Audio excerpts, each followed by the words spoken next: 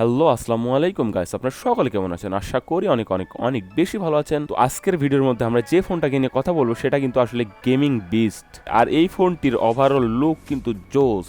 তো এই ভিডিওটি যদি ফুল দেখেন তাহলে বুঝতে পারবেন ROG 6 এ কোন প্রসেসর ইউজ করা হয়েছে, কোন ডিসপ্লে ইউজ করা হয়েছে এবং ফোনটি ওভারঅল কেমন হবে। আর ভিডিও শেষে আমি বলে দিব যে এই ফোনটির প্রাইস কেমন হতে পারে বাংলাদেশে এবং এই ফোনটির কয়টি ভ্যারিয়েন্টে বাংলাদেশে আসতে পারে। তো আর কথা না বলে চলুন শুরু করা যাক আজকের ভিডিওটি। তো সর্বপ্রথম বক্সটি আনবক্সিং করে দেখা যাক যে বক্সের ভিতরে কি কি দেওয়া আছে। তো দেখতে পাচ্ছেন ROG 6 এর বক্স। তো এটি কিন্তু ডায়মন্ড শেপের বক্স। তো এর আগে আমি যখন ROG 5 এর রিভিউ করি তখন কিন্তু আমাকে এক ভাই প্রশ্ন করছে, ভাই এই বক্সের ফোনটা আমরা কই পাবো? তো এটা কিন্তু আসলে ভাই শুধুমাত্র ইউটিউবারদের জন্য এবং ইউএস এর জন্য এই ডিজাইনের বক্স তৈরি করা হয়। বক্সটি দেখতে যেমন জোস তেমনি বক্সটি আনবক্সিং করার জন্য একটা সুন্দর ডিজাইন করা হয়েছে। তো যাই হোক, বক্সটি ওপেন করলে সর্বপ্রথম দেখতে পারবেন একটি কাভার, যেটার মাঝখান দিয়ে আসলে কিছু পাবেন না, মাঝখান দিয়ে ফাঁকা থাকবে, কারণ ROG ফোনের কিন্তু পিছনে ব্যাকলিট থাকে এবং ফ্যান লাগানোর একটা মাউন্টার থাকে। তো সেটা ইউজ করার জন্য এটার মাঝখানে ফাঁকা করা হয়েছে। এরপরে বক্সের ভিতরে দেখতে পারবেন 65 ওয়াটের একটি ফাস্ট চার্জার এবং type C to type C charging কেবল।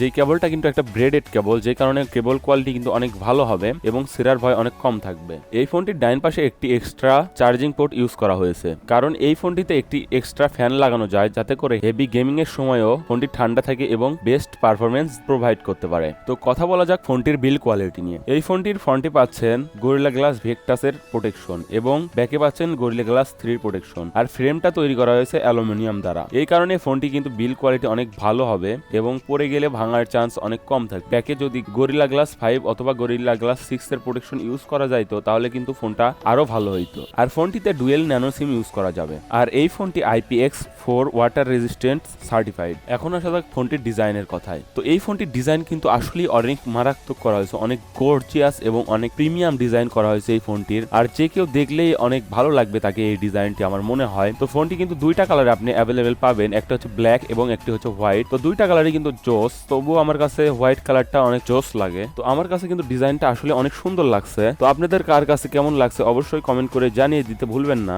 ফোনটির ডান সাইডে পাওয়ার অন অফ বাটন এবং ভলিউম আপ ডাউন বাটন দেওয়া আছে এবং নিচের সাইডে টাইপ সি চার্জিং পোর্ট এবং 3.5mm হেডফোন জ্যাক দেওয়া আছে, যেটা কিন্তু আসলে একটা ভালো বিষয় এত দামি ফোনে 3.5mm হেডফোন জ্যাক দেওয়াটা। তো অনেকেই কিন্তু খুশি হবে এই 3.5mm হেডফোন জ্যাকটা পেয়ে, কারণ গেমিং করার সময় কিন্তু আসলে এটা অনেক জরুরি, কারণ ব্লুটুথ হেডফোন গুলাতে কিন্তু ল্যাটেন্সি অনেক বেশি হয়। আর তাছাড়াও যদি লাইভ স্ট্রিম করতে চায় তাহলে কিন্তু অনেক সময় চার্জ এবং হেডফোন একসাথে ইউজ করতে হয়, তখন কিন্তু অনেক সমস্যা হয়ে যায়। তো সেই কারণে কিন্তু এটা সকল কোম্পানির চিন্তা ভাবনা করে দেওয়া উচিত। এই ফোনটির ডিসপ্লে হিসেবে ইউজ করা হয়েছে 6.78 ইঞ্চির অ্যামোলেড ডিসপ্লে, যে ডিসপ্লেটিতে 165 হার্জ রিফ্রেশ রেটের প্যানেল ইউজ করা হয়েছে। আর তাছাড়াও এই ফোনটি HDR10+ সাপোর্টেড। তাছাড়া এই ডিসপ্লেটি 1200 নিটস পিক ব্রাইট সাপোর্ট করে, যে কারণে কিন্তু আউটডোরেও আপনারা মোটামুটি ভালো ভিজিবিলিটি পাবেন।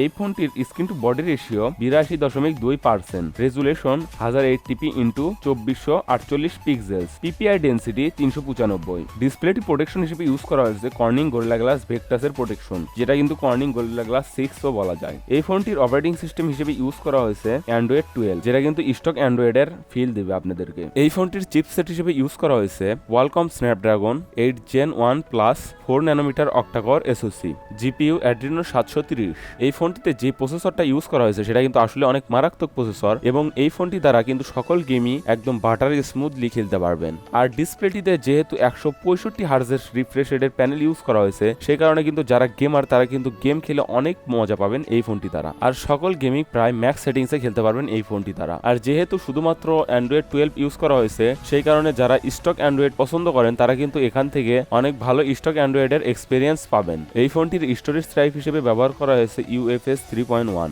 এবং র্যাম পেয়ে যাবেন 6 থেকে 18 জিবি পর্যন্ত। এই ফোনটিতে ব্যবহার করা হয়েছে ট্রিপল ক্যামেরা সেটআপ, যার মেইন ক্যামেরাটি ইউজ করা হয়েছে 50 মেগাপিক্সেলের f1.9 ওয়াইড লেন্স, 13 মেগাপিক্সেলের f2.2 আল্ট্রা ওয়াইড লেন্স এবং 5 মেগাপিক্সেলের ম্যাক্রো ক্যামেরা। মেইন ক্যামেরাটিতে ভিডিও করা যাবে 8K তে 24 fps এ, 4K তে 30, 60, 120 fps এ ভিডিও করতে পারবেন এবং 1080p তে 30, 60, 120, 240 fps এ ভিডিও করা যাবে। আর তাছাড়াও এই ফোনটিতে ফোনটিতে জাইরো ইআইএস এর সুবিধা থাকছে, যেই কারণে ভিডিও কোয়ালিটি অনেক বেস্ট হবে এবং ভিডিও শেকিনেসটা অনেক কম হবে। ফোনটির সেলফি ক্যামেরা হিসেবে দেওয়া হয়েছে 12 মেগাপিক্সেলের ওয়াইড লেন্স, যেটাতে ভিডিও করা যাবে 1080p-তে 30 fps এ। যেহেতু এই ফোনটিতে অনেক ভালো প্রসেসর ইউজ করা হয়েছে এবং অনেক ভালো ক্যামেরা সেন্সর ইউজ করা হয়েছে, সেই কারণে কিন্তু এই ফোনটি দ্বারা অনেক ভালো পিকচার কোয়ালিটি পাবেন। আর যেহেতু 4K-তে 120 fps এ ভিডিও করার সুযোগ থাকছে, সেই কারণে কিন্তু অনেক ভালো ভিডিও কোয়ালিটি পাওয়া যাবে এই ক্যামেরাটি দিয়ে। তো আপনারা ডিসপ্লেতে পিকচার এবং ভিডিও কোয়ালিটি দেখতে পাচ্ছেন। তো আমার মনে হয় পিকচার এবং ভিডিও কোয়ালিটি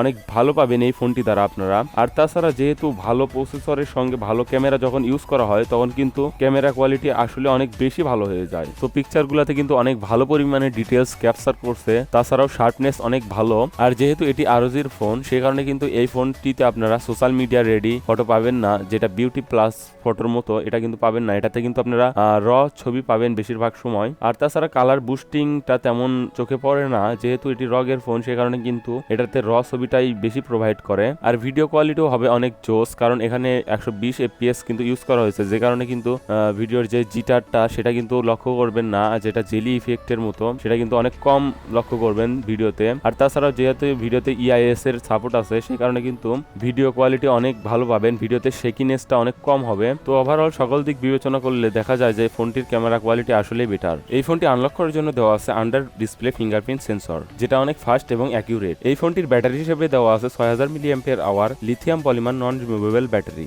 যেটা চার্জ করার জন্য 65 ওয়াটের ফাস্ট চার্জার বক্সের ভিতরেই দেওয়া আছে। তো এটাও কিন্তু একটা ভালো কাজ করছে, আরো যে বক্সের ভিতরে চার্জার দিয়ে দিছে। অন্যান্য কিন্তু কোম্পানি এখন বক্সের ভিতর থেকে চার্জার কিন্তু সরিয়ে নিচ্ছে, সেইখানে কিন্তু আরো বক্সের ভিতরেই একটি ফাস্ট চার্জার দিয়ে দিছে। তো ওভারঅল সকল দিক বিবেচনা করলে দেখা যায় যে ফোনটা কিন্তু আসলে গেমিং এর জন্য একটি পারফেক্ট ডিভাইস। ভিডিও কোয়ালিটিও কিন্তু অনেক বেস্ট পাওয়া যাবে, তাছাড়া পিকচার কোয়ালিটি অনেক বেস্ট, আপনারা দেখতেই পারছেন অলরেডি। তো সকল দিক বিবেচনা করলে দেখা যায় যে ফোনটা কিন্তু আসলে অনেক ভালো পারফরমেন্স দিতে পারবে, যেহেতু এখানে অনেক ফ্ল্যাগশিপ একটা প্রসেসর ইউজ করা হয়েছে, অনেক ভালো ডিসপ্লে ইউজ করা হয়েছে, ডিসপ্লেতে 165 হার্জ রিফ্রেশ রেট দেওয়া হয়েছে। তারপরে ফোনটিতে হেডফোন জ্যাক পাচ্ছেন, বক্সের ভিতরে ফাস্ট চার্জার পাচ্ছেন এবং 6000 mAh একটা ব্যাটারি দেওয়া হয়েছে ফোনটিতে। ফোনটি থেকে একটি গুড পারফরমেন্স আউটপুট দেওয়ার জন্য এই ফোনটি তৈরি করা হয়েছে। তো এই ফোনটির প্রাইস কিন্তু হতে পারে 85,000 টাকা থেকে শুরু করে 1,20,000 টাকার ভিতরেই, ভেরিয়েন্টের উপরে দাম নির্ভর করবে। তো ROG 6K নিয়ে যদি আমি কিছু জানাতে মিসিং করি অথবা কোনো কিছু ভুল হয়ে থাকে, তাহলে আমাকে কমেন্ট অপশনে কমেন্ট করে জানিয়ে দিতে পারেন, অবশ্যই আমি কমেন্টে রিপ্লাই দিব।